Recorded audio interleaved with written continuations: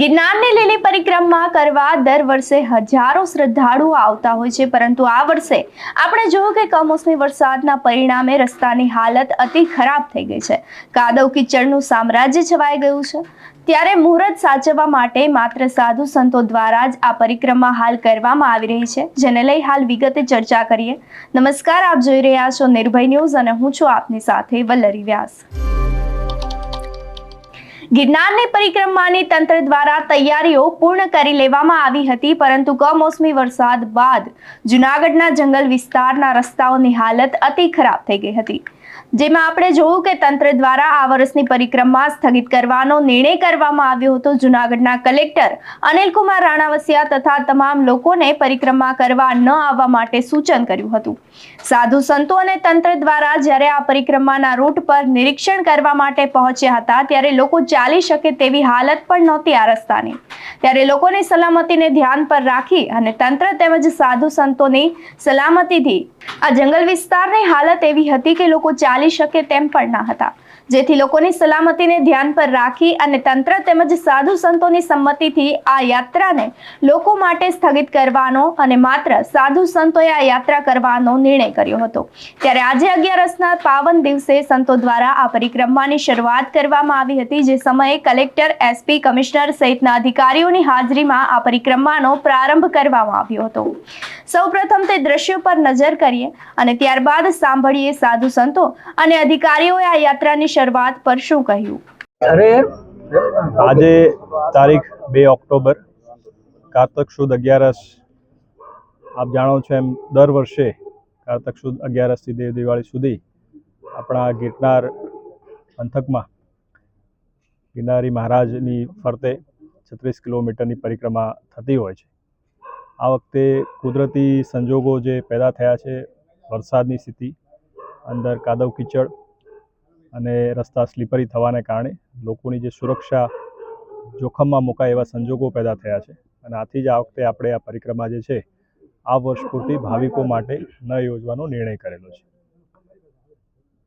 કાલ સવારે લિમિટેડ સાધુ સંતો સાથે એક પ્રતિકાત્મક રૂપે આ પરિક્રમા જે છે એની આપણી જે પરંપરા જળવાઈ રહે એ આશયથી કરવામાં આવશે। અત્યારે દર વર્ષની જેમ આપણે પૂજન વિધિ કરી છે, તમામ જે પરંપરાઓ છે એ જાળવી રાખી છે। લોકોની જે ધાર્મિક આસ્થા છે એનું રાજ્ય સરકાર અને વહીવટી તંત્ર સન્માન કરે છે, લોકોની લાગણીઓનું પણ સન્માન કરે છે। પરંતુ આ સંજોગવશાત આ વખતે આપણે આ પરિક્રમાના જે રસ્તાઓ છે એ લોકો માટે ખોલી નથી શક્યા, એ બદલ અમને પણ ખેદ છે, અને આશા રાખીએ કે આવતા વર્ષે ફરી પાછા જ્યારે સારું વાતાવરણ હોય ત્યારે વહીવટી તંત્ર સંપૂર્ણ તૈયારી સાથે ફરીથી ભાવિકોને આવકારવા માટે તત્પર રહેશે।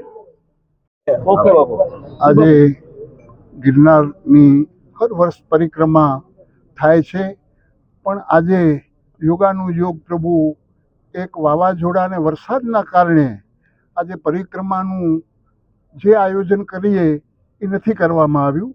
એનું કારણ છે કે આમ પબ્લિકને અમારે જોવું પડે, બધી રીતે અમારે જોવું પડે, અને આજે કલેક્ટર શ્રી, કમિશનર સાહેબ, એસપી સાહેબ, ડીવાયએસપી સાહેબ, પ્રાંત અધિકારી અને જંગલ ખાતાના મેન સાહેબ પ્રભુ જોશી સાહેબ તેમજ સાધુ સંતોની હાજરીમાં આજે એક પરિક્રમાનું જે મુહૂર્ત કરવાનું હતું એ ખાલી આજે મુહૂર્ત જ અમે કર્યું છે કે સવારના 5 સાધુ ખાલી પરિક્રમાના રૂટ ઉપર જે પરિક્રમાનું જે છે એ પરિક્રમા કરવા જશે, અને સાંજે પાછા આવી અને ભવનાથ પાસે સંકલ્પ કરશે કે જે અમે 5 સાધુ પરિક્રમા કરવા ગયા છીએ અને જે પરિક્રમાર્થીઓ પરિક્રમા નથી કરી શક્યા એનું ફળ એમને મળે, એવું સાધુ સંતોએ આજે નિર્ણય કર્યો હતો।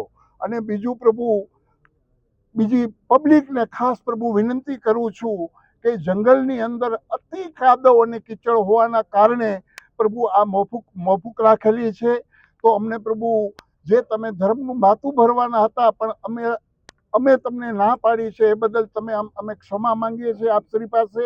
અને પ્રભુ કોઈ પણ જવાવાળું હોય હજી પણ કે એમ લાગે કે પરિક્રમાનું ગેટ ખુલશે, તો પ્રભુ ગેટ ખુલવાનું નથી, કેમ કે અંદર બહુ કાદવ અને કીચડ છે। એના હિસાબે પ્રભુ આ ફેરે એકદમ બંધ રાખવામાં આવ્યું છે. સર્વ જનતાને મારી નમ્ર અપીલ કે પરિક્રમા માટે ન આવે એવી ખાસ પ્રભુ મારી પ્રાર્થના. અસ્તુ. ઓમ નમો નારાયણ. જય હિન્દ. ગિરનાર લીલી પરિક્રમા 2025માં જે વરસાદની વિકટ પરિસ્થિતિનું નિર્માણ થતાં તંત્ર દ્વારા આ વર્ષે પ્રતિકાત્મક ગિરનારની પરિક્રમાનું આયોજન કરવામાં આવેલું, જેમાં દર વર્ષે 2200 કરતાં પણ વધારે પોલીસ, હોમગાર્ડ, જીઆરડીના જવાનો, SRP, SDRFની ટીમ રાખવામાં આવે છે. વધુમાં 125 કરતાં પણ વધારે PSI, PIના ડિવાઇસથી સુરક્ષાના અધિકારીઓનો બંદોબસ્ત ફાળવવામાં આવે છે. કુલ 40 જેટલી રાવટીઓ છે. પરંતુ આ વર્ષે પ્રતિકાત્મક પરિક્રમાના આયોજનને ધ્યાને રાખી અને જેટલા પણ ભવનાથના નાકા પોઈન્ટ છે, ખાસ કરીને રૂપાયતન દરવાજા, ઇટવા ગેટ, જાંબુડી નાકા, માળવેલાનું જે સરકડિયા 3 રસ્તા, આ ઉપરાંત રામનાથથી જે બોરદેવી આવવામાં આવે છે અને બોરદેવી ગેટ, આ તમામ જે નાકા છે ત્યાં પોલીસ બંદોબસ્ત રાખવામાં આવેલો છે. સાથે સાથે પ્રતિકાત્મક જે પરિક્રમા કરવામાં આવનાર છે તેમની સાથે પણ પોલીસ ટુકડીઓ રાખવામાં આવેલી છે, જેથી કરીને આ પરિક્રમા ખૂબ શાંતિપૂર્ણ માહોલમાં સંપન્ન થાય. ગિરનારની પરિક્રમાનું અનેરું મહત્વ છે. દર વર્ષે લાખોની સંખ્યામાં શ્રદ્ધાળુઓ આવતા હોય છે, પરંતુ આ વર્ષે વરસાદની પરિસ્થિતિ અને તંત્રની અપીલને માન આપી અને જ્યારે શ્રદ્ધાળુઓ સહયોગ આપી રહ્યા છે, તો જૂનાગઢ જિલ્લા પોલીસ વતી હું આ લાખો પરિક્રમાવાસીઓ, શ્રદ્ધાળુઓનો હૃદયથી આભાર માનું છું કે તમે જે સમજદારી દર્શાવી છે તેને જૂનાગઢ જિલ્લા પોલીસ સલામ કરે છે. આપના સુરક્ષાને ધ્યાને રાખી અને તંત્ર દ્વારા આ નિર્ણય લેવામાં આવ્યો હતો. આવતીકાલે છે એ પ્રતિકાત્મક પરિક્રમાનું આયોજન કરવામાં આવ્યું છે, જેમાં પણ પૂરતા પ્રમાણમાં પોલીસ બંદોબસ્ત રાખવામાં આવશે.